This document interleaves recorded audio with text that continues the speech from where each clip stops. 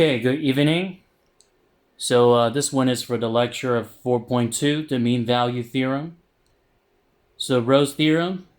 So we do have three main requirements, so that must be satisfied before we apply the Rolle's theorem. So the first condition is showing that f is continuous on the closed interval, AB. And then the second condition showing that f is differentiable on the open interval AB. And then the third condition shows that f of a equals f of b. So then there's a number c in AB such that f prime of c equals 0. So now here's the following problem, so we can apply the Rolle's theorem.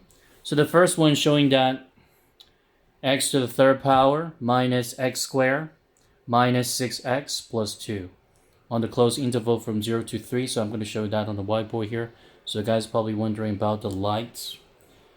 So bright there, so you cannot see that part B, but I'm going to write it up on the board.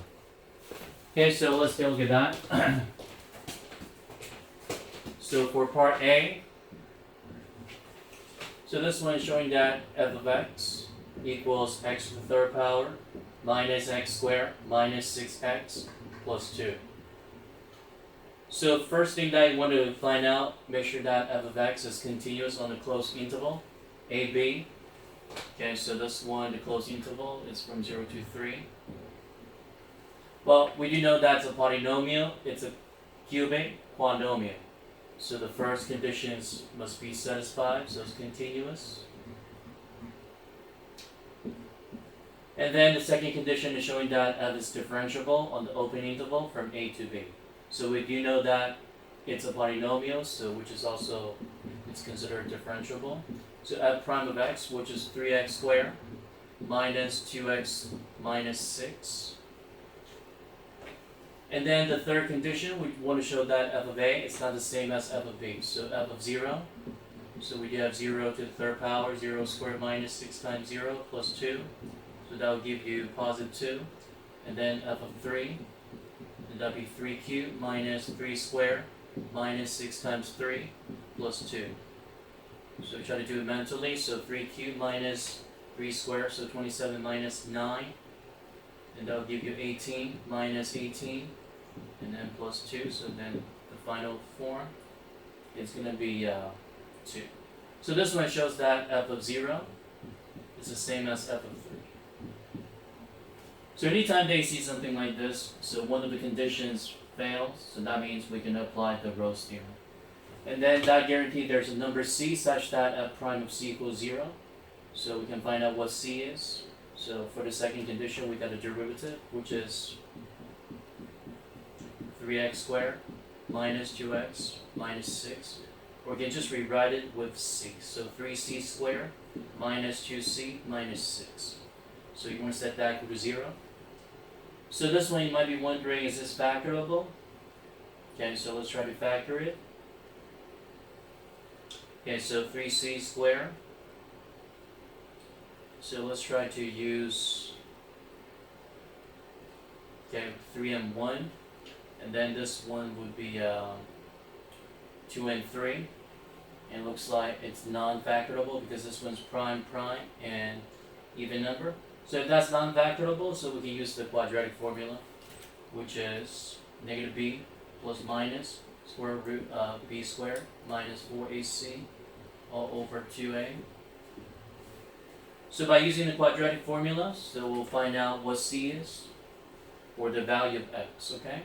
So I need more space, so let's go back to the top here.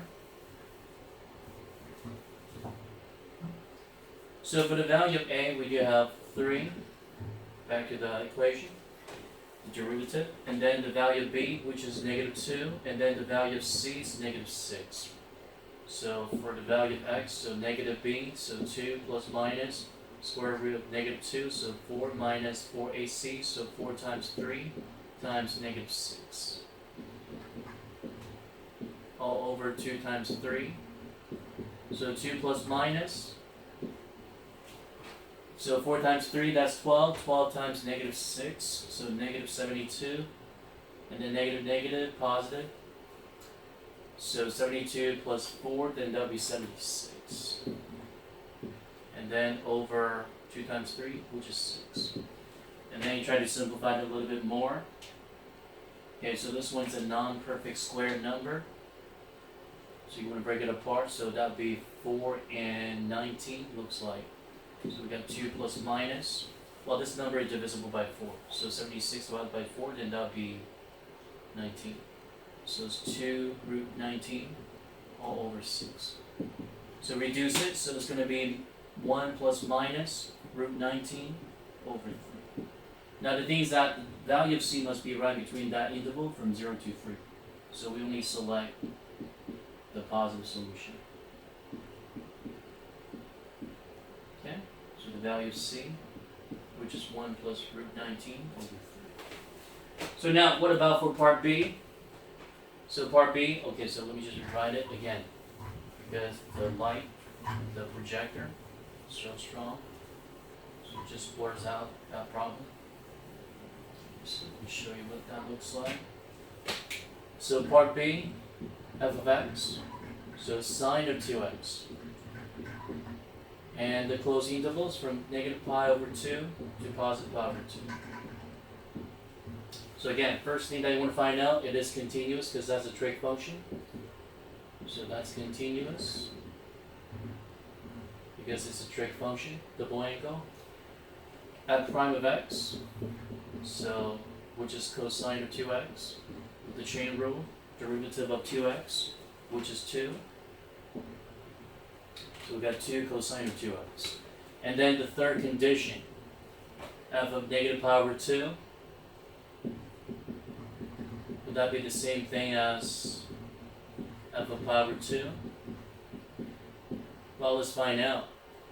So sine of 2 times negative pi over 2. And then the other one is sine of 2 times pi over 2. So the 2 and the 2 got cancelled, so we got sine of negative pi. The other one is sine of pi. Well, are they equal to each other? Yes, because they're both considered 0.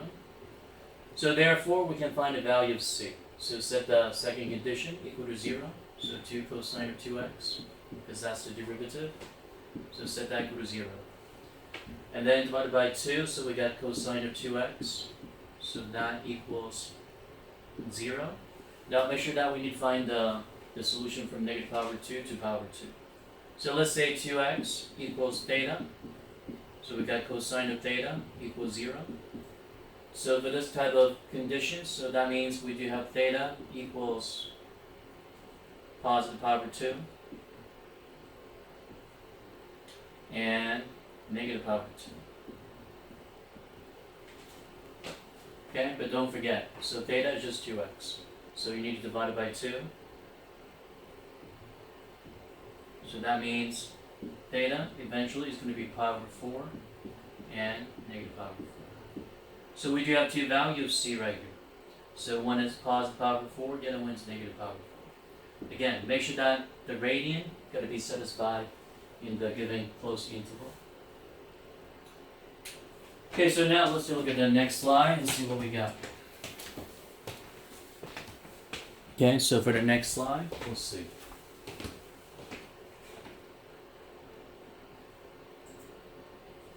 So the next slide is about the mean value theorem. Okay, so the mean value theorem is quite similar to the Rolle's theorem. So the only difference is that this one doesn't have the third condition, and also the outcome is going to be a little bit different. So showing that the first derivative, it's going to be the same as the average rate of change. So going back to what we talked about for limit, so a certain position of the graph right here. So as you can see that the secant line, so the slope from A to B, so eventually it's going to be the same as the slope of the instantaneous, well, this one, the instantaneous rate of change. Okay, so again, the first two conditions, they're pretty much the same, and it doesn't require the third condition. So you can see that it's a decreasing curve. So let's say that you choose 2 points randomly, finding the average rate of change. So eventually, it's going to be the same as the instantaneous rate of change. And the point C right here, it's always right between those. The open, well, the left endpoint and the right endpoint. Okay? So we're going to find out some example for this.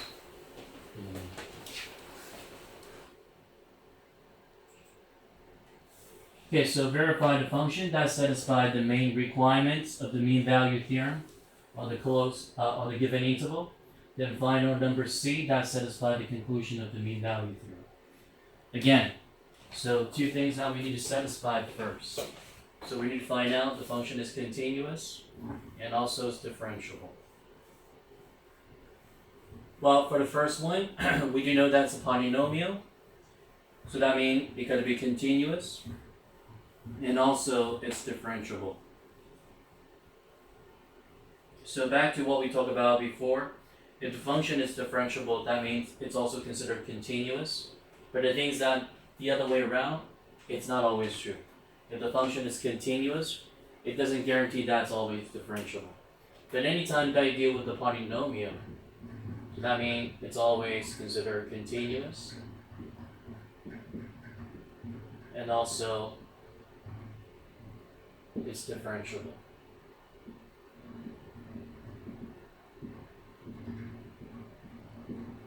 Now, if that's continuous on a closed interval. But differentiable, it's differentiable on the open interval because the endpoint did not include it. So anytime that I deal with this, so that means we can find the value of C. So the point in between the closed interval, so f prime of C, we don't know what C is. So that means it's going to be 3x squared plus 1, the derivative of f of x. So now, and also we need to find out the average rate of change. So we're going to find out f of 2 minus f of 0 divided by 2 minus 0. So 2 to the power of 3 plus 2 minus 1. Again, I just plug in a number for f of 2. And then f of 0, the first two term turns out to be 0. And then we just left with the last term, negative 1. So it's all over 2. So 2 to the power of 3, which is 8. Plus 2, 10. 10 minus 1, 9. 9 plus 1, so it's 10. Over 2, so that equals 5. Again, let's just check the work. So 8 plus 2, 10. Minus 1, 9. 9 plus 1. So 10 on top, the numerator, divided by the denominator, so it's 5. Okay, so now, once we find out that f prime of C, the instantaneous rate of change, and then the average rate of change. So that means we can just set those two quantities equal to each other. Because we want to find out what C is, the point right between that, the left endpoint and the right endpoint on the closed interval. So solve for x. So we do have 3x squared, so that equals 4. And then x squared equals 4 over 3. So that means x equals plus minus 4 third. But the thing is that it's the position right between 0 and 3. So we can only select the positive, not the negative. So it's only positive 4. Okay? So now let's try another problem like this. So for the next one, we do have f of x equals e to the power of negative 2x. And it's on a closed interval from 0 to 3. So that one, it's like exponential decay function. Okay, so let's see. So part B, f of x, so e to the power of negative x on a closed interval from 0 to 3. Okay, so first thing that you want to find out, so make sure that the function is going to be differentiable. Well, it's continuous first. It is. If you try to sketch the graph, it's exponential decay. So it's continuous. And also there's no sharp turn, there's no vertical tangent, so that means each position of the function is differentiable from 0 to 3. So it is differentiable. And then we want to find out what f prime of c is, so that would be e to the power of negative 2x. But don't forget about the chain rule, the power, so take out negative 2 here. And also we need to find out the average rate of change. So f of 3 minus f of 0 over 3 minus 0. So try to do it mentally. We do have e to the power of negative 6, because negative 2 times 3. And then plug in 0 for the function, so we do have 1. Because e to the power of 0, it's 1. Nothing, so just the coefficient remaining. And then 3 minus 0, that's just 3. So we end up with e to the power of negative 6 minus 1 over 3. So now we want to equate these two things equal to each other. So negative 2 e to the power of negative 2x.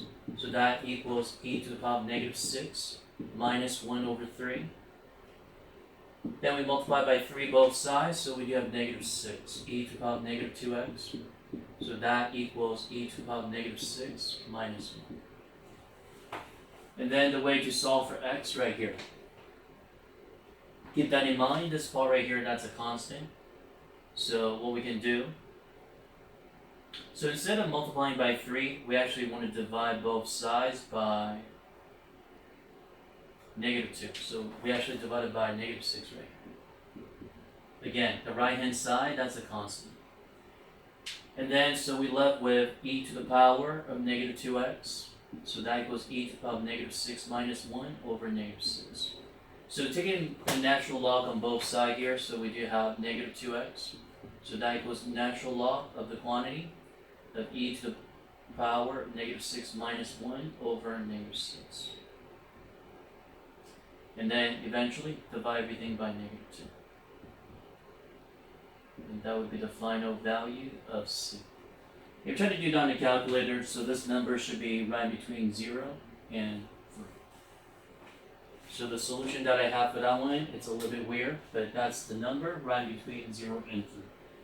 It's irrational number. Okay? Okay, so now let's take a look at the next example here. So the next one, so show that there's no value of c in between that interval 1 and 5 such that f of 5 minus f of 1 equals f prime of c. So times the difference of 5 minus 1. Okay, so we want to show that, so that means you want to prove. So the given function we have is f of x equals x minus 4 to the power of negative 2. And you may notice the function is given as a rational.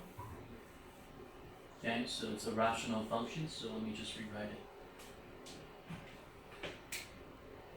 Okay, f of x, so that equals x minus 4 to the power of negative 2.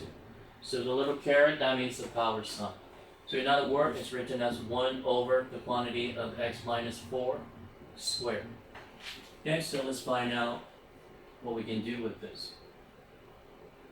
Okay, so if there's no such value of c, well, in between the closed interval, well, the open interval, 1 and 5.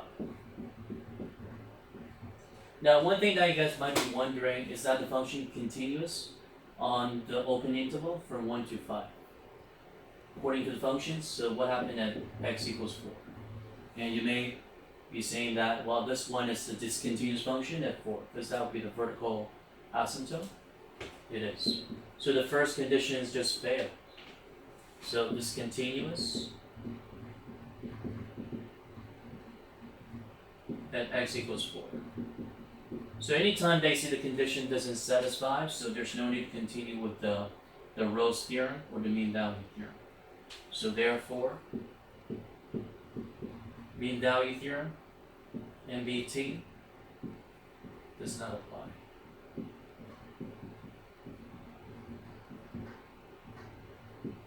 For f of x. So basically this one is just like a short proof. So anytime they find out the condition doesn't meet the requirement, so that means, so there's no way we can apply the mean value theorem. Okay, so now what about the next one? So you want to show that the equation x to the power of 4 plus 4x plus c equals 0 has most 2 real roots. Okay, so we're going to find out what that is. Okay.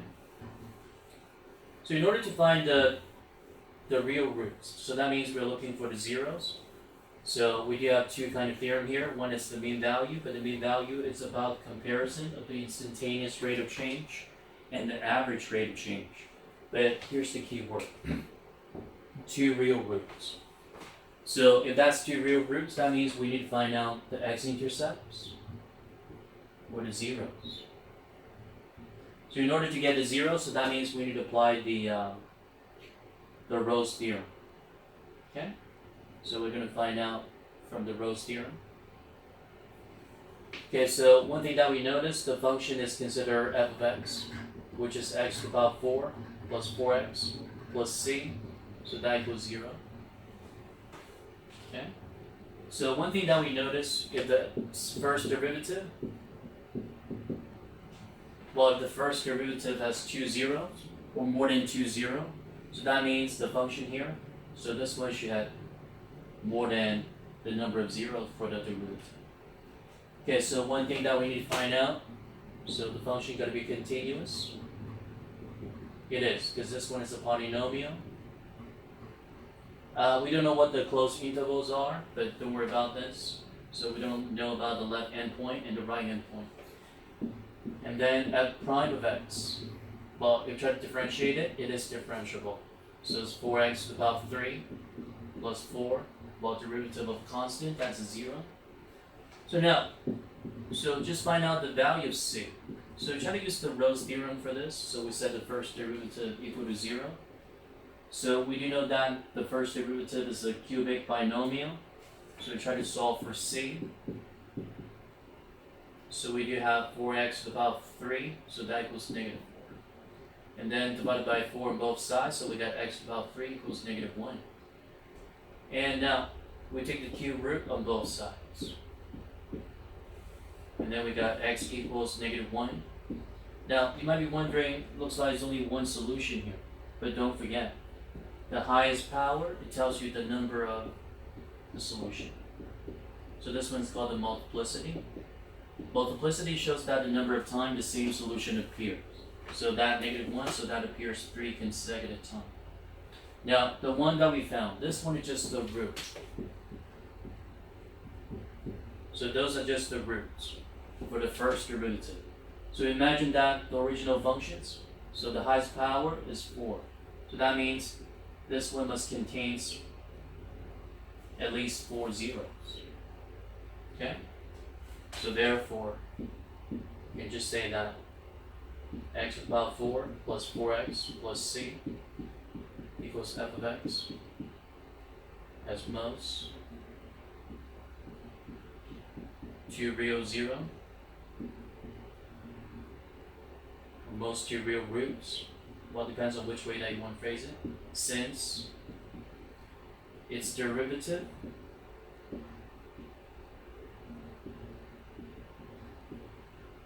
has 3 zeros. 3 roots. Okay? So that's the main reason. Okay, so now let's see what else that we have for the next slide regarding the Rolle's theorem and the mean value theorem. Okay, so the next one shows that if f of 2 equals 12, and then f prime of x is greater than or equal to 2. Okay, so that gives you the condition here. And then x is right between 2 and 5, less than or equal to, less than or equal to 5, okay? So how small can f of 5 possibly be?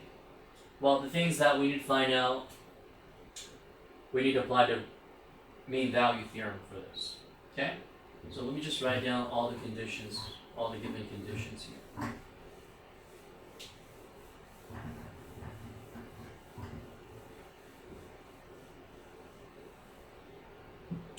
Okay, so we got f of 2, so that's 12, and then f prime of x is greater than or equal to 2, and then x is right between 2 and 5, so that's just a closed interval. And how small can f of 5 be? Okay, so we're going to find out. So back to the mean value theorem, MET. So that's showing f prime of c is the same as f of b minus f of a over b minus a. So that would be the final outcome after we satisfy the condition. So for a, we do have 2, and then b, we do have 5. So let's start with that f of 5. Let me just put it right here on the right hand side, so just want to match with what I'm showing. So f of 5, that's what we need to find out, minus f of a. So f of a, which is 12, well, let's just set it up as f of 2 first. And then b minus a, so 5 minus 2. And then one thing we notice that f prime of c must be greater than or equal to 2. Okay, so f prime of c must be greater than or equal to 2. Okay, so that means this one right here got to be greater than or equal to 2.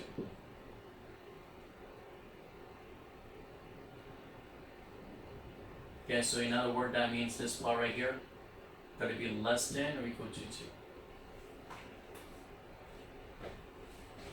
Okay, so now let's find out exactly what this is. So f of 5, we don't know what that is, but we do know f of 2, which is 12, and then 5 minus 2, that's 3. So we do know that this one is just like a linear inequality, so multiplied by 3 both sides, so we do have 6. It's less than or equal to f of 5 minus 12.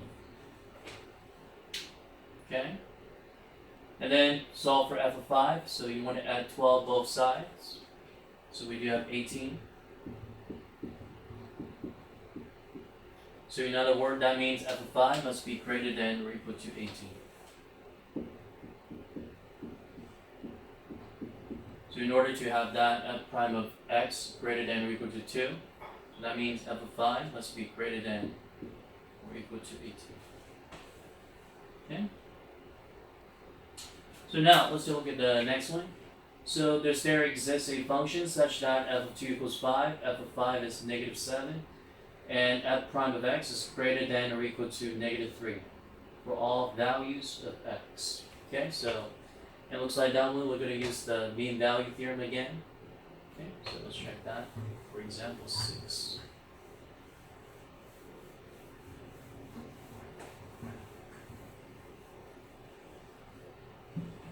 Okay, so one thing we notice, f of 2 is 5, and then f of 5 equals negative 7,